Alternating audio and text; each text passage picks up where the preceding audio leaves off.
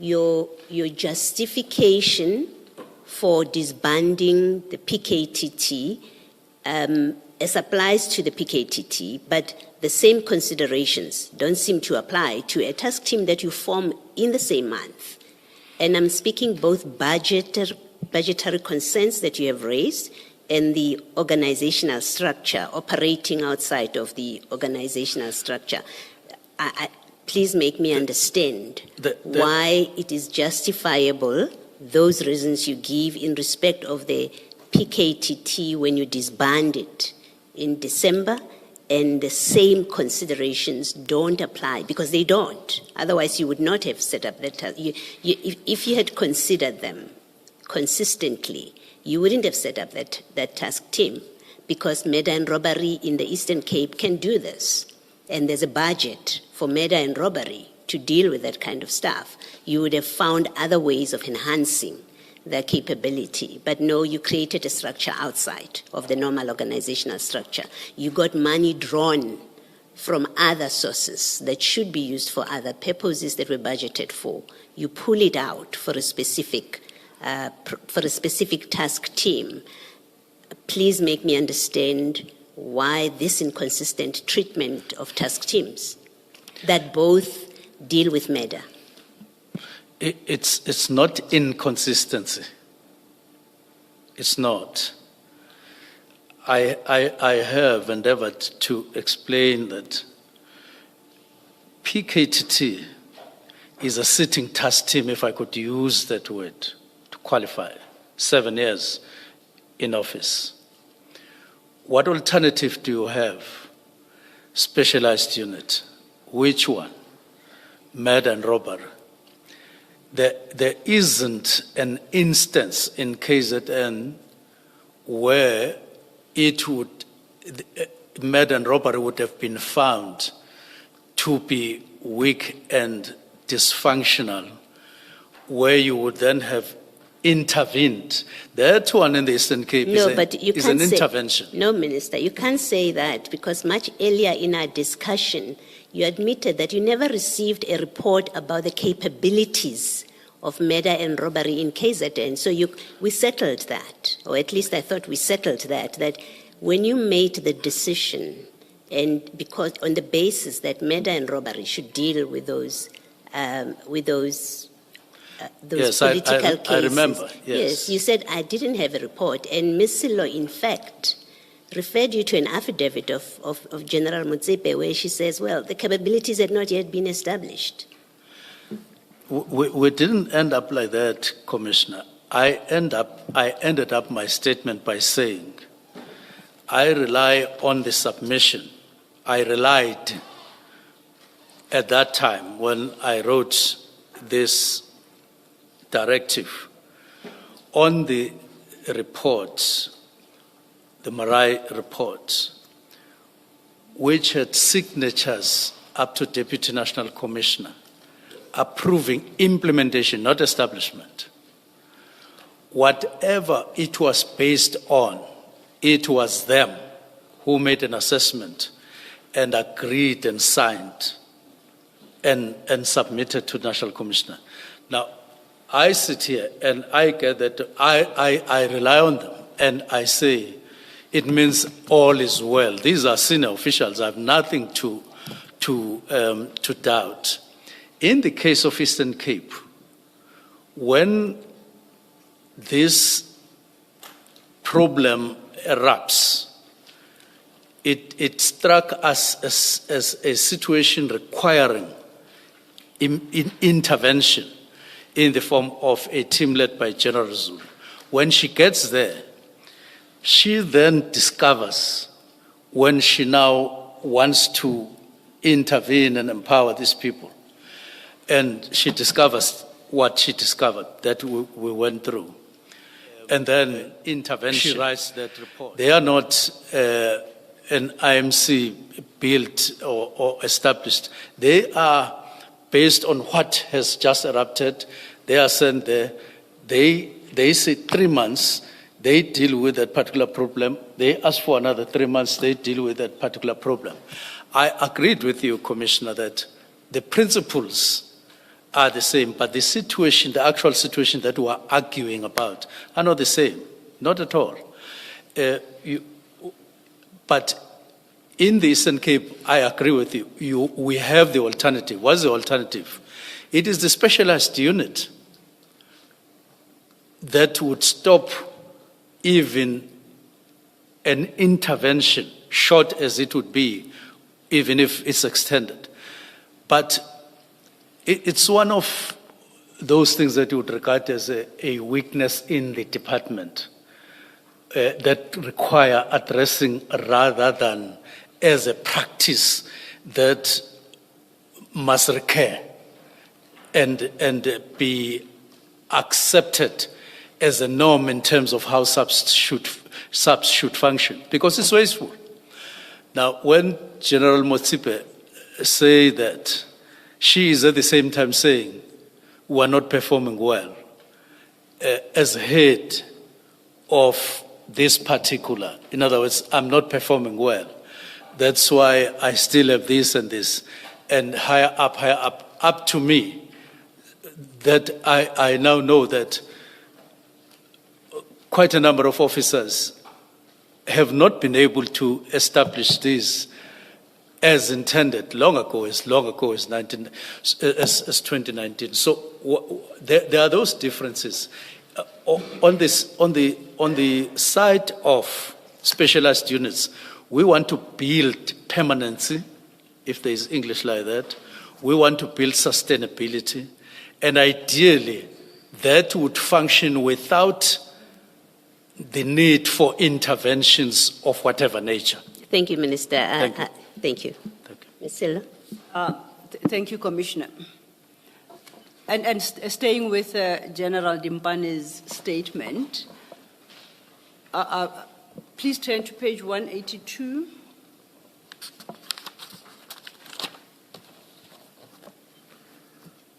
And I'm just going to read part of paragraph 25, and then I'm going to invite you to comment. And at 25,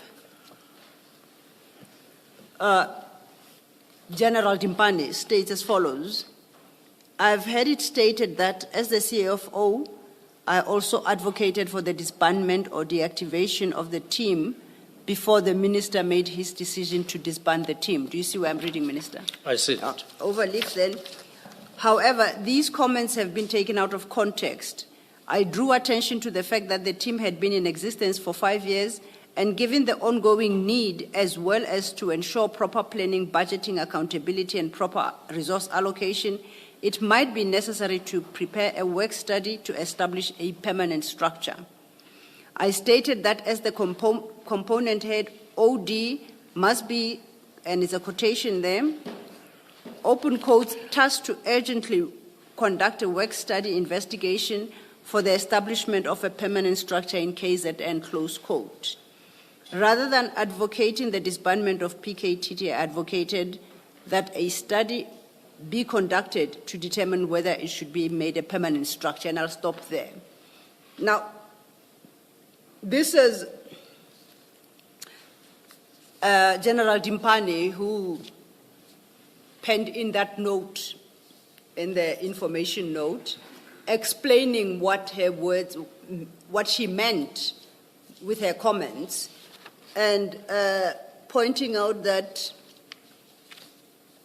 you took her words out of context, as if she was advocating for the establishment of the task team. So do you agree? What's your comment to what she stated in her affidavit? It's not stated what exactly I said. It's just a commentary that Minister made his decision to disband the team. I also advocated for the disbandment. I don't know whether she's taking me verbatim on this matter, I doubt. But to the effect that she wrote like this. Let's suppose that it is correct what she says on page 183. We agree with her. How she interprets that and so on, for whatever purpose. She was making a sound statement. And I would say it was in broad reference to that, not to say particularly, specifically. She wrote somewhere that PKTT must be disbanded. She was talking from a particular perspective. I agree with her. It's not a big issue. So perhaps then just to clarify, the position is, because I think that comment you made before the ad hoc committee, Yes. and with reference to notes General Dimpani, had made regarding the budgeting for PKTT in the period, I think it was up to March 2024. Yes. And so you accept that whatever she wrote in the comments there cannot be construed as support for the disbandment of the PKTT, whatever wording she used.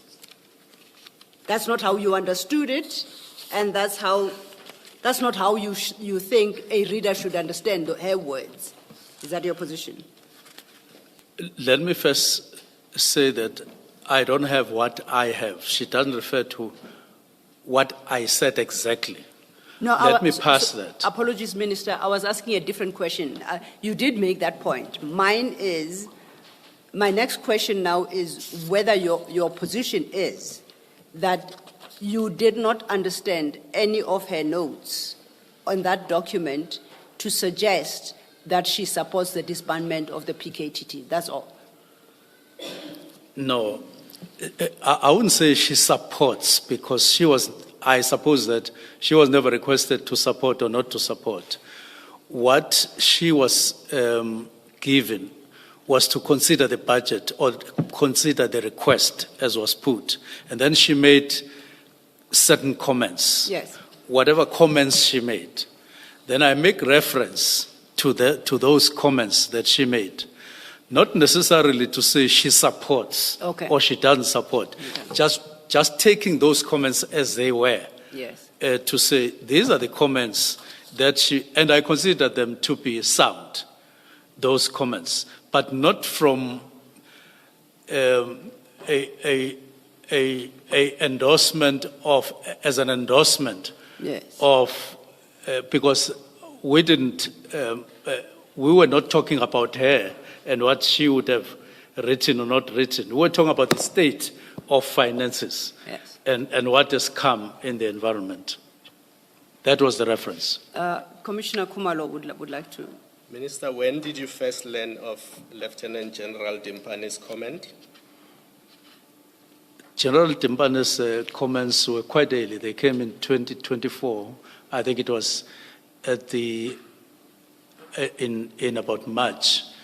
Later in the year, I became aware of this. So this document, you became aware of it before you made your decision on 31 December 2020? Yes, it was before the 31st.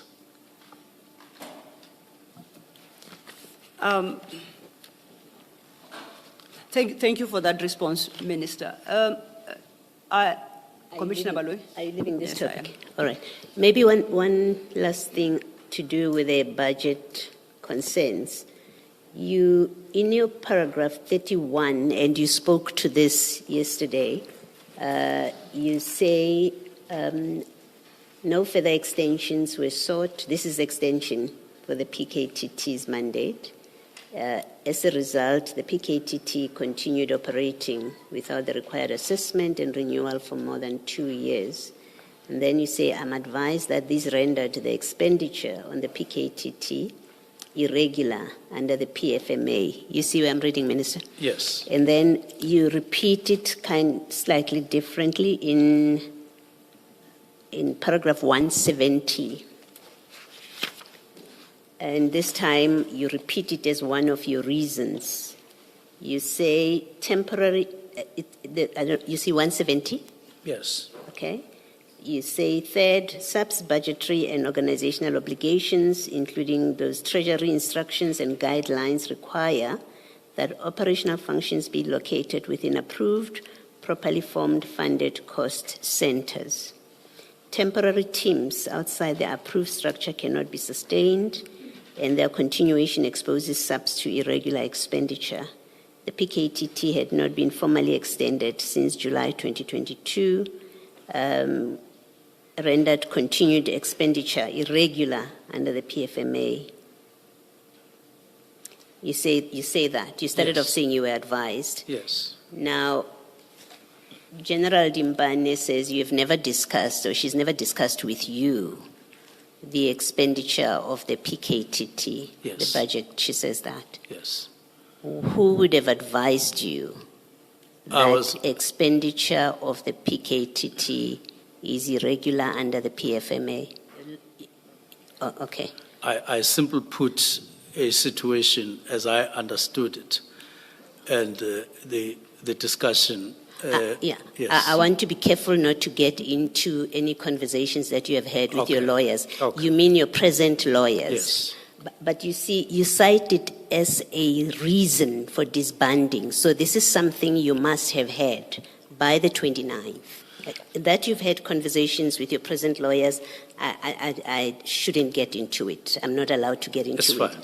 I'm discussing it as a third reason for your decision because it appears under the heading reasons for my directive, and you say third, it's the expenditure is irregular. So hence my question to you, that as at the 29th of December, who would have told you this if the CFO tells Parliament that she's not discussed matters of the PKTT budget with you? Who else in SAPS, as at the 29th of December, told you it's irregular expenditure? No, before the 29th, I wasn't focused on irregular or regular from the point of view of SAPS or of PKTT. But I was aware that by the 29th, by the 29th, 30th, and 31st, that for quite a number of years, SAPS incurs irregular expenditure, whether it comes from PKTT expenditure or from any. But what I was aware of, that before I wrote that PKTT is a temporal team. It derives its budget, I was aware of that, from national. Now, where national? From various programs. And I was aware that Treasury is discouraging that and encouraging us to discourage it in our departments to do that kind of allocation because it constitutes irregular, in some cases unauthorized. I was aware of that. But whether it is to the extent that I wrote it here, I wrote it when I joined that sentence. That no, it's when we were talking that this is the reason. Okay. This is the additional thing that I could add, but I was aware of irregularity. So you didn't find out for the first time with your new law, with your current legal representatives. It wasn't the first time you realized this expenditure is irregular. No. It wasn't. No. Okay. Then why do you say in your statement, I am advised, and I want to complete it with from what you are saying now, I'm advised by my lawyers that the expenditure is irregular, if in fact you knew that on the 29th of December? Well, I could have coined it differently. No, Minister, it's not coining. No, Minister, let me, maybe I'm being unfair to you. I'll put to you what I want to suggest. that you either knew already at that time, and so you didn't need your lawyers, your current legal representatives, to tell you that. And I don't know why you would add it in the statement. Or alternatively, it had nothing, the decision, you had no knowledge, it wasn't a factor, the regularity or irregularity of that expenditure. It wasn't a factor at 29 December. It's something that you constructed after you've sent out the letter to say, oh, by the way, one of the problems, now I know on the 1st or 2nd, 3rd of January, actually one of the problems is that, or one of the justifications is that it is an irregular expenditure, so that on this alternative, which is my proposal of what I think is happening here, is that it's a later fabrication. After you've made the decision, you then decided to tag this on as another reason why you disbanded the PKTT. Do you want to comment on that? Yes, there's no way I was not aware, because we had discussions even at Cabinet up to a level where we were instructed, if I could use that word, that we should optimize our budgets, we should avoid irregular expenditures, we should spend money, encourage our officials to spend money for what they are allocated for. And long before, I think I even knew that there would be allegations that would be made. We held a meeting to optimize. So I was quite aware earlier. That's why I'm saying that doesn't affect the fact that I was fully aware. Is there, maybe finally, is there anywhere before the 29th of December that you